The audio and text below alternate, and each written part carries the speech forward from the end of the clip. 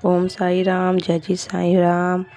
तो साईं बाबा ने कहा था, आत्मज्ञान प्राप्त करने के लिए ध्यान अत्यंत आवश्यक है। यदि कोई इसका निरंतर अभ्यास करेगा तो उसकी कुप्रवृत्तियां अपने आप ही शांत हो जाएंगी और उसे अपने मोक्ष की राह स्पष्ट नजर आने लगेगी।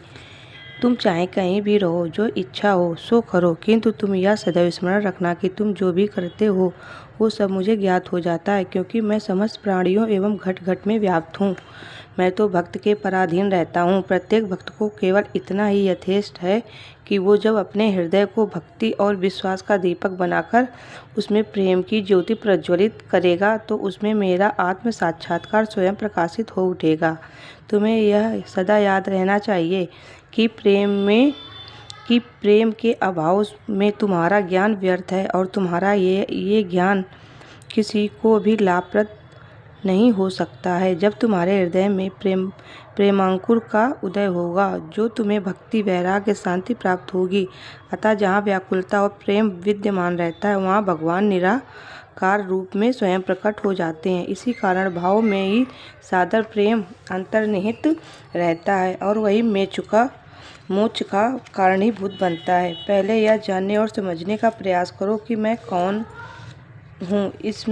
इस मैं को ढूंढने के लिए तुम्हें अधिक दूर जाने की आवश्यकता नहीं है। तुम्हारे नाम और आकार से परे यह मैं तुम्हारे अंतःकरण और समस्त प्राणियों में चैतन्य धन स्वरूप में विद्यमान रहता है। अतः जब तुम इस स्वरूप को पहचान लोगे तो अपने अंदर तथा समस्त प्राणियों में इस मैं के दर्शन करोगे।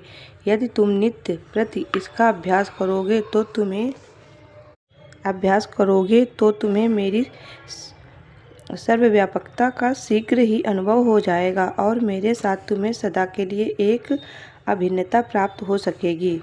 वे भाग्यशाली लोग जिनके समस्त पाप नष्ट हो गए हैं, वो ही मेरी उपासना की ओर अग्रसर होते हैं।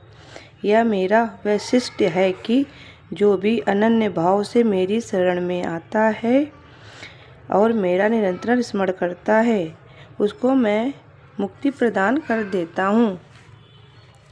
इसलिए साईं बाबा जी कहते हैं, आप स्वयं को पहचानो। अपने अंदर जो भी तुमने मोह माया जाल पाल के रखा है उसको हटा दो और निरंतर भगवान का ध्यान करो। साईं बाबा में लीन हो जाओ। तो ओम साई राम, जय जय साई राम। आप सभी को ओम साई राम, जय श्री साई राम।